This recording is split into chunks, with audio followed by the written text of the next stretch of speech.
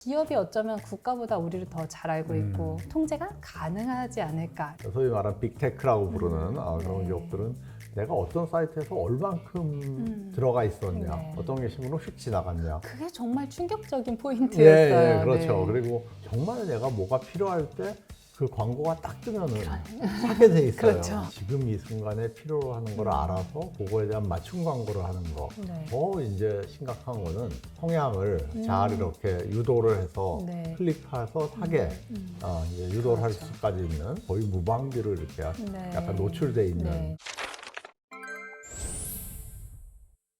네, 안녕하세요. 심채경의 과학감성 심채경입니다. 요즘은 인공지능, AI 이런 얘기 많이 나오고 있는데요. 굉장히 편리하게 또 사용하고 있습니다. 그런데 인공지능의 시대에서 우리가 편리함 말고 다른 것에 대해서도 좀 오늘 얘기를 나눠보려고 합니다. 우리가 익숙하게 사용했던 것들을 좀 다르게 볼 수 있는 시선을 좀 보여주실 작가님을 모셨는데, 우리 서울대학교에서 사회와 관련된 과학기술의 측면들을 강의하고 계시는 홍성욱 교수님 모셨습니다. 안녕하세요. 네, 반갑습니다.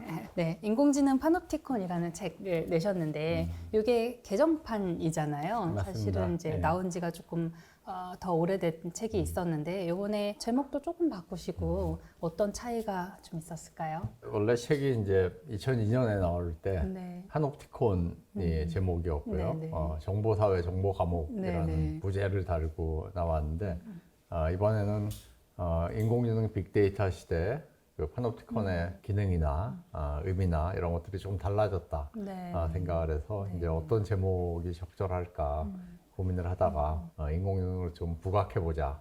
그래서 네, 네. 인공지능 파놉티콘이라는 제목을 달았습니다. 네. 사실 아마 이 책의 이제 제목은 좀 낯서실 수도 있는데 20대 초반의 독자님들은 이 앞부분의 내용이 굉장히 익숙할 것 같거든요. 왜냐하면 고등학교 교과서에는 아마 감시와 역감시의 역사 이렇게 해서 소개가 오랫동안 되어 왔던 그 글이 여기 이제 일부입니다. 맞죠? 네. 요즘에도 계속 실려 있는 것 같더라고요. 예, 네. 저도 누가 보여줘서 알았어요. 모르셨나요? 예, 몰랐어요. 아마 고등학교 교과서에 좀 오랜 기간 동안 실려 있어 왔던 것 같고요. 지금도 있어서 과학과 또 사회와 그 연결점에 있는 또 윤리적인 문제 이런 것까지 다룰 수 있는 내용이어서 고등학교 교과서에서 이제 융합 사고 측면에서 좀 집중할 때 굉장히 좋은 텍스트였던 것 같고요. 예, 아유, 또- 감사합니다. 네. 좋게 평가해 주셔서. 예. 네. 자, 파놉티콘이라는 단어 뭐 교과서에 나온다고 말씀은 드렸지만 그래도 조금 소개해 주실 수 있을까요? 감옥의 이름으로 지었던 단어예요. 그러니까 이제 중앙에 있는 간수가 컴컴한 곳에 있으면서 수감자들의 방들을 다 볼 수가 있고 일방적으로, 네. 수감자들은 간수가 자기를 보는지 알 수가 없는 상태에서 감수가 있는 곳은 깜깜하니까. 깜깜하고요. 네. 예, 궁극적으로는 그런 어떤 그 감시를 내면화해서 이 사람들이 자기가 스스로 지키게 되는 감옥이 지어지지 않았다 그래도 그런 거를 사실 꿈꿨던 그쵸. 그런 감옥이었죠. 그러니까 그게 어떤 유형의 건물이라는 게 아니라 뭐 지배하는 개념, 혹은 그렇죠. 뭐 어떤, 사회를 이끌어가는 어떤 감시의 중심. 원리라 그럴까 네, 어떤 네. 권력의 작동 방식 네. 이런 것들이 됐다라는 거죠. 네. 책에서 그 재밌는 게 편의점 에피소드가 중간에 예. 있는데 이제 당시에는 파주에 뭐가 지금보다 좀 더 없었던 시절에 서울에 계시다가 파주로 와서 편의점에서 이제 뭐 동료들과 뭘 먹고 있는데 신용카드 회사에서 전화가 왔다는 거죠. 그래서 생활권이 다른 곳에서 갑자기 늦은 시간에 뭘 샀으니까 이거 도난당한 카드인지 뭐 정상적인 사용인지 확인하는 그런 연락이 왔다는 얘기가 이제 이 책의 중반부에 있는데 저 비슷한 경험을 많이 하거든요. 그 해외에서 갑자기 결제가 되거나 아니면 제가 해외 출장 가서 결제를 했을 때 카드사가 문자 보내든지 뭐 카카오톡 보낸단 말이에요. 그래서 혹시 이게 비정상 사용인지를 먼저 물어봐요. 제가 출장 간다고 말한 적이 없는데 카드사에서 바로바로 알고 거의 실시간으로 오거든요. 혹은 제가 뭐 아마존에서 해외 뭐 구매를 한다든지 그러면 바로바로 아는데 이게 국가는 모르는데 그 기업은 아는 거예요. 오히려 뭐 국민카드, 신한카드가 저를 더 잘하는 거죠. 맞아요, 어쩌면 맞아요. 국가보다도. 예, 예. 평소에 자주 쓰는 프랜차이즈 거대 기업들이 제가 뭘 먹고 뭘 주문했고 어느 기간 동안 좀 주문을 덜 했고 이런 거를 알고 있잖아요. 기업이 어쩌면 국가보다 우리를 더 잘 알고 있고 통제가 가능하지 않을까 이런 생각도 듭니다. 예. 또 페이스북 같은 회사도 마찬가지일 테고요. 처음에 그 굉장히 주목을 받았던 회사가 넷플릭스잖아요. 아, 네, 넷플릭스가 많이 본 영화 아니면 네. 조금 보다 만 영화 이런 것들을 이제 추천. 예, 모아서 그 알고리즘을 작동시키면은 맞아요. 네. 저 사람이 어떤 영화를 좋아한다. 왜냐면 넷플릭스는 수천 편의 영화가 있기 때문에 맞아요. 사실은 우리가 그걸 다 이렇게 뒤져볼 수도 네, 없고. 고르다가 그러니까 고르다 이제 끝나니까. 거기서 되게 추천을 해주는데 네. 상당히 잘 들어맞는. 네, 네. 그러니까 이제 계속 그걸 보게 되는. 그러니까 맞아요. 넷플릭스가 그랬고 뭐 이제 요즘은 유튜브도 유튜브도 알고리즘이 당연히 알고리즘의 그렇고요. 이제 끝이고. 지금 뭐 다 하죠. 네. 페이스북도 그렇고 광고를 하는 그런 회사들 뭐 이제 지메일 같은데 이제 그 뭐 친구가 뭐 해서 뭐 축하한다 뭐 이런 거 막 네. 보내면은 갑자기 꽃 광고가 네, 책에 이렇게 그 뭐 스토리도 이렇게 있더라고요. 뜬다든지 네, 네. 그런 것들. 그래서 SNS 회사들은 그런 이제 대기업들은 소위 말하는 빅테크라고 부르는 그런 네. 기업들은 그냥 단순히 내가 뭘 사고 안 사고가 아니라 내가 어떤 사이트에서 얼만큼 들어가 있었냐, 네. 어떤 게시물은 유심히 보고 어떤 게시물은 휙 지나갔냐. 그게 정말 충격적인 예, 포인트였어요. 그렇죠. 네. 그리고 어디 좋아요를 누르고 어떤 걸 추천을 하고 누구에게 추천을 하고 뭐 이런 데이터들을 다 모으는 거죠. 네. 사실은 이제 빅데이터이기 때문에 인간이 분석할 수 없는 맞아요. 데이터예요. 사실 근데 그런 일일이 보고 것들을 있는 이제 건 머신러닝, 인공지능을 사용해 갖고 분석을 하면은 그 사람의 약간 뭐 프로필 같은 게 네. 이렇게 만들어지고 이 사람은 뭐를 좋아하는 사람이고 언제 뭐를 하는 사람이고 이런 것들이 만들어지고 그래서 좀 마이크로 타겟팅 같은 것들이 네. 가능한 그런 거죠. 사실 우리가 가만히 생각해 보면은 정말 내가 뭐가 필요할 때 그 광고가 딱 뜨면은 사게 돼 있어요. 그렇죠. 근데 자연스럽게 클릭을 하게 되죠. 그게 바로 이제 어떻게 보면 물건을 파는 사람들, 기업인들의 꿈인데 그 사람이 지금 이 순간에 필요로 하는 걸 알아서 그거에 대한 맞춤 광고를 하는 거. 네. 근데 이제 점점 그런 쪽으로 가까이 맞아요. 가고 있고 더 이제 심각한 거는 성향을 잘 이렇게 유도를 해서 네. 클릭해서 사게 이제 유도를 할 그렇죠. 수까지 있는. 이제 그래서 기업적으로 보는 새로운 기회들이 많이 열리지만 소비자 입장에서는 그런 걸 잘 모르는 채로 거의 무방비로 이렇게 네. 약간 노출돼 있는 네. 그런 거죠. 그래서 기업과 소비자의 관계도 이게 힘의 밸런스가 맞아야 되거든요. 그러니까 소비자가 그냥 단순히 수동적인 문제가 아니라 여러 가지 형태의 소비자 운동이라든지 네. 압력이라든지 네. 이런 걸 넣어서 기업을 많이 움직였거든요. 근데 지금은 그 밸런스도 많이 깨졌다라는 거죠. 예. 근데 재밌는 게 감시 당한다라고 생각을 하고 언제 감시될지 모르니까 조심해야 된다 이런 생각을 하지만 한편으로는 우리가 그 감시에 자발적으로 응하고 있다는 점을 좀 네. 이 책에서 지적을 하고 계시잖아요. 사실 이제 가장 좋은 예가 SNS인 것 같아요. 만약에 여행 중이다. 근데 내가 여행 가서 실시간으로 내가 어디서 뭘 샀고 뭘 방문했고 뭐 어디 가는 중 뭐 이렇게 해서 보내면 자기 다음 동선이 다 노출이 되는 거잖아요. 이게 이제 개인적으로도 위험할 수 있지만 내가 어느 매장에서 뭘 샀고 어느 매장에서는 뭘 사지 않고 그냥 나왔고 이런 정보들이 사실은 사회에 다 노출이 되는 것인데 그렇죠. 네, 그거를 사용자들이 자발적으로 올린다는 점에 대해서 좀 책에서 강조하고 계신 것 같아요. 그게 SNS 이런 것들이 이제 대중화되고 페이스북부터 해서 사람들이 이제 자발적으로 자기의 일상이나 이런 것들을 다 올리기 시작을 하고 심지어는 내가 정말 실시간으로 내가 지금 뭘 하고 있다 뭐 이런 것들을 올리면서 맞아요. 그 전에 파놉티콘은 조금 더 어떤 국가의 그 권력 같은 부분이었거든요. 네. 어떤 감시 권력이라든지 이런 거에 대한 저항 이런 부분을 다뤘는데 많이 뭔가 달라지고 있다 하는 느낌을 이렇게 받았고 자기 정체성 같은 부분이 좀 달라진 것 같아요. 그러니까 네. 정체성을 조금 더 노출을 하고 나의 정체성, 나의 고유함 이렇게 인식이 바뀌어 버리고 네. 그러면서 뭐 경제 용어 중에 어텐션 이코노미라고 있잖아요. 네네. 그 관심 경제라 그래서 또 뭐 비즈니스를 하는 사람들이 가장 중요하게 생각하는 것 중에 하나가 어떤 관심으로 바뀌는. 네, 그래서 뭐 인플루언서라는 네. 새로운 직업. 또 직업이죠, 직업. 선생님도 아니, 있죠. 인플루언서지만. 인플루언서가 직업이신 분들이 있죠, 정말. 그게 많이 또 만들어졌잖아요. 네. 뭐 인스타그램, 유튜브 뭐 해가지고. 사실 경제적으로 굉장히 성장하고 있는 모델이기도 해요, 인플루언서가. 그러니까 뭐 그런 게 어떤 하나의 변화 같은 것들이 분명히 생긴 것 같아요. 21세기 들어오면서. 그냥 단순히 인터넷이 정보를 많이 찾게 하고 뭐 이런 게 아니라 뭐 사람과 사람의 연결망을 완전히 다르게 만들므로써 사람을 이렇게 드러내게 만들고 어떤 의미로 드러내는 게 한편으로는 위험에 노출되는 거기도 하지만 또 다른 한편으로는 나한테 어떤 베니핏 같은 것도 있는 남들이 좋아요 많이 눌러주면 기분 좋고 막 이런 거부터 그게 더 커지면은 이제 뭐 광고 같은 게 들어온다든지 네, 뭐 네. 이런 것도 그렇고요. TV를 많이 보던 시절에는 어떤 TV 프로그램이 하면 많은 사람들이 그 같은 TV 프로그램을 봤잖아요.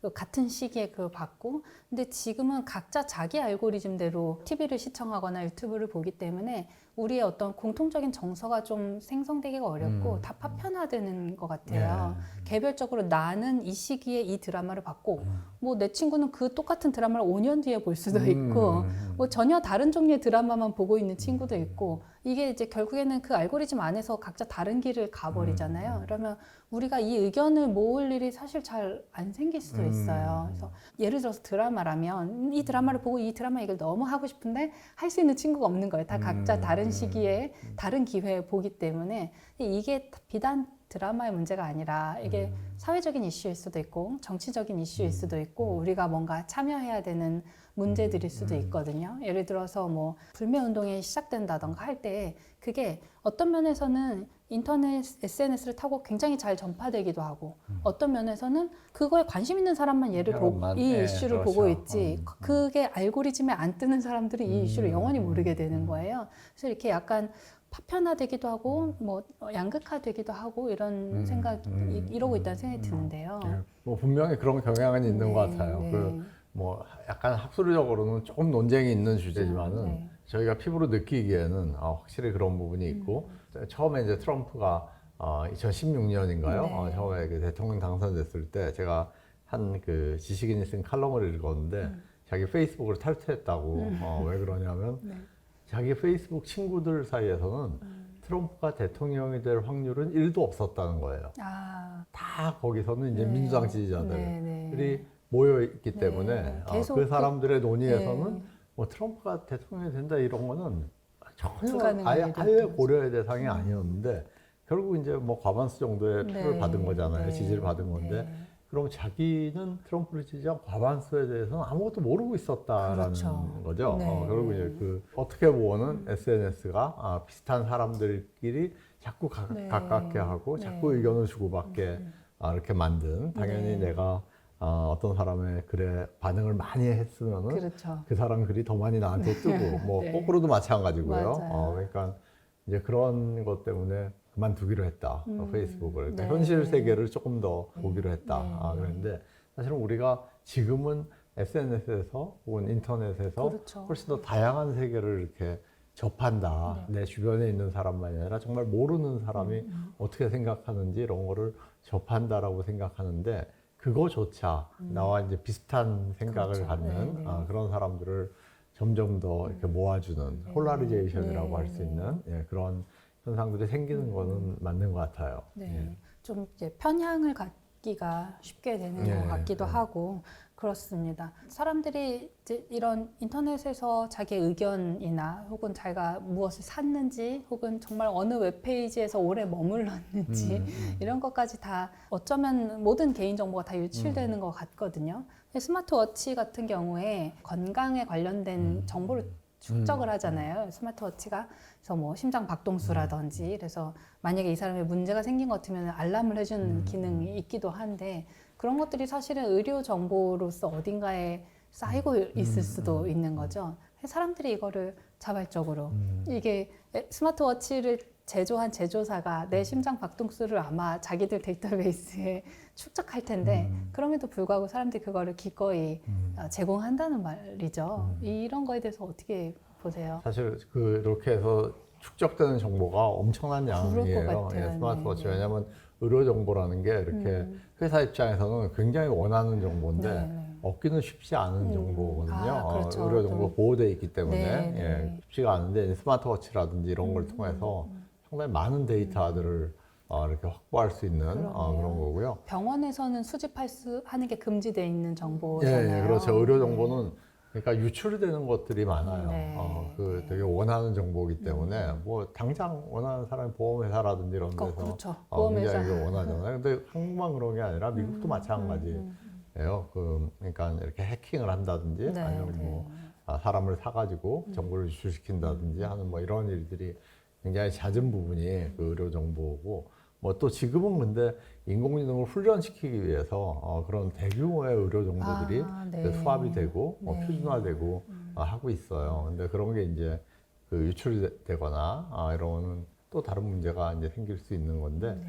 뭐 의료 정보만이 아니라 우리가 이제 스마트 홈이라고 부르는 정보 네, 네. 여기서도 굉장히 많은 것들이 그 회사 쪽으로 네. 넘어가요. 그 사람이 네. 뭐 집에 몇 시에 왔고 몇 시에 나가고 밥은 언제 짓고 뭐 가전제품 언제 돌리고 뭐 이런 맞아요. 모든 정보들이 네. 다 그러네요. 이제 축적이 되는데 제가 책에서도 잠깐 언급했지만 그 스마트홈 실험을 맨 처음 했던 이제 한 미국의 대학 그룹은 네. 그 정보를 자기네가 안 갖겠다. 네. 안 갖고 이제 그 집에서 집 안에서. 가족들이 그거를 소유하게 그렇게 했거든요. 근데 이제 지금은 사실 회사들은 이제 그런 데 하나도 없어요. 그냥 회사 입장에서는 뭐 당연히 명분은 서비스 더 좋게 하기 위해서 네, 네. 우리가 그 정보가 필요하다라는 건데 뭐 그것도 일종의 뭐 차단할 부분이 없진 않은데 네. 이제 더 목적은 더 많은 서비스를 팔기 위해서 그런 정보들이 필요한 거죠. 우리가 어떤 서비스를 더 제공을 하고 더 그런 사람들이 더 기꺼이 그거를 사겠느냐 하는 부분을 알기 위해서 그런 것들이 필요한데 뭐 거기서도 사실 굉장히 많은 정보들이 축적이 되고 네. 있어요. 네. 사실 우리가 그 사용한 데이터를 우리가 직접 분석해보는 일은 잘 없잖아요. 네, 그렇죠. 내가 로봇 청소기를 얼마나 돌렸나 네, 그리고 뭐 이런 사실 거를. 나의 데이터만 가지고 있으면은 그게 막 그렇게 유용한 데이터는 아니에요. 그렇네요. 예. 네. 거기서 뭐 할 수 있는 건 많지가 않은데 네, 네. 굉장히 많은 데이터들이 모이면은 거기서 어떤 패턴 같은 것들이 네. 숨겨져 있는 패턴이나 네. 우리가 잘 몰랐던 이런 것들을 찾아낼 수가 있고 그게 또 뭐 마케팅으로 이어질 수 있고 그런 거죠. 사실 데이터 사이언스 하시는 분들은 굉장히 재밌을 것 같긴 해요. 요즘에 너무 네. 많은 자료들이 네. 있고 또 그 맞아요. 회사 안에 소속되게 되면 회사가 수집한 정보를 사실 회사의 이제 회사 직원이라면 그 정보를 가지고 뭔가 연구를 해볼 수 있는 거잖아요. 물론 이제 더 마케팅을 잘하거나 이런 방편을 위해서기는 하겠지만 굉장히 많은 데이터들이 지금 막 어마어마한 데이터죠. 제가 아마 책에도 잠깐 나오는 것 같은데 용량을 좀 적어주셨어요. 1TB짜리 그 외장 하드가 하루에 4억 개씩 네. 채워지고 있는 그런 데이터가 지금 네. 쏟아지고 있는 거죠. 네, 네. 네. 사실 그런 거를 뭐 어떻게 보관을 하고 있는지 우리로서는 사실 소비자는 알 수가 없죠. 다시의 그 파놉티콘으로 돌아가는 이제 일맥상통하는 지점이 있어요. 이 데이터를 그냥 이제 큰 통계의 하나의 지점일 뿐일 수도 있을 텐데 내 데이터를 이 회사가 다 감시하고 있는 것 같이 생각될 수도 있잖아요. 네. 감시라는 게 네. 돌봄과 약간 또 동전의 양면 비슷한 부분이 있어요. 그렇네요. 저희가 네. 아이를 둘 때 네. 이렇게 뭐 감시 카메라 이런 거를 뭐 설치 안 그렇죠. 하는 집 거의 없잖아요. 요즘은 정말 많이 하시더라고요. 그런데 그거를 설치할 때 내가 감시를 한다 이렇게 생각하기도 하지만 또 다른 한편으로는 아이를 더 잘 돌보기 그렇죠. 위해서 네, 뭐 네. 그렇게 한다라고 그렇죠. 생각할 수도 네. 있거든요. 근데 국가는 전통적으로 그런 생각을 했어요. 국가가 여러 가지 뭐 복지라든지 이런 거를 더 잘하기 위해서 그런 것들을 한다라고 얘기를 하는데 이제 그 권력 차원에서 보면은 권력을 더 잘 행사하기 위해서 그런 일을 한다라고도 볼 수 있는 거죠. 네. 그 두 가지가 약간 동전의 양면 비슷한 부분들이 있어요. 우리가 사실 기꺼이 개인정보를 제공할 때에는 기꺼이가 아닐 때도 있기는 하거든요. 기꺼이 아닐 때 있죠. 네. 예. 왜냐하면 이거 동의하지 않으면 이벤트에 응모를 못해. 네. 아니면 얘를 동의하지 않으면 인스타그램을 쓸 수가 없어. 뭐 이런 거잖아요. 네. 사실은 우리가 자발적으로 제공한다고 생각을 할 수도 있지만 그렇지도 않을 수도 있다는 얘기를 좀 책에서 짚어주고 네, 계시는데요. 그렇죠. 뭐 아니 심지어는 무슨 제가 그 비행기표 예매하던 기업인데 딴 거 알아보다가 들어오니까 20만 원이 올라요. 네. 아까 아까 예매했어야 결제할 되는데 어떡하지 그러다 또 잠깐 딴 거 찾아보다 보니까 50만 원이 올라와. 네. 그래서 그냥 이걸 해야겠다 했는데 그때 옆에 있던 학생이 선생님 제 걸로 한번 해봐요. 그래서 제 걸로 딱 붙인 걸 보니까는 원래 가격인 거예요. 그래서 두 개 시크릿 진짜 모드. 놓고 이렇게 태블릿 두 개 놓고 이렇게 비교를 해봤는데 프라이스라는 게 이렇게 다르게 사람들한테 적용이 되는구나. 광고만 맞춤형으로 뜨는 게 아니라 가격도 맞춤형으로 네, 뜨고 가격도 있다는 맞춤형으로 거는 마이크로 타겟팅, 마이크로 프라이싱, 한 사람에게 맞춘 가격 네, 이런 네. 식으로